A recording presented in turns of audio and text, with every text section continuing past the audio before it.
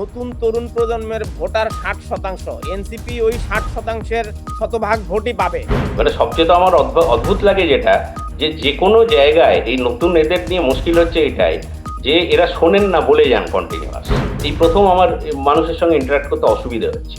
প্রথম থেকেই যেন একটা শত্রুতার চোখের মানে দৃষ্টিতে আমার দিকে তাকানো হচ্ছে। এই এই এই অস্বস্তিটা আমি কোনোদিন গত 25 বছর ধরে আমি বাংলাদেশে নিয়মিত যাতায়াত করি, কখনো এটা আমি পাইনি।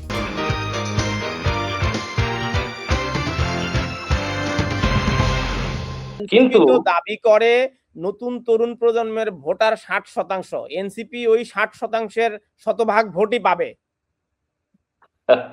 দাবি তো উনি তো এখন দেখলাম যে অনেক কিছুই দাবি করে গেলেন।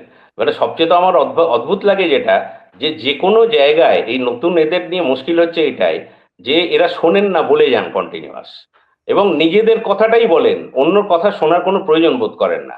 এটাই হচ্ছে সমস্যা আর কি।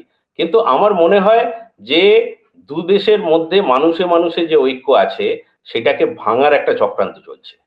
এবং এইটা আমি এই প্রথম আমি অক্টোবর মাসে আমি আহ, এতে কি নভেম্বর মাসে আমি ঢাকায় গিয়েছিলাম।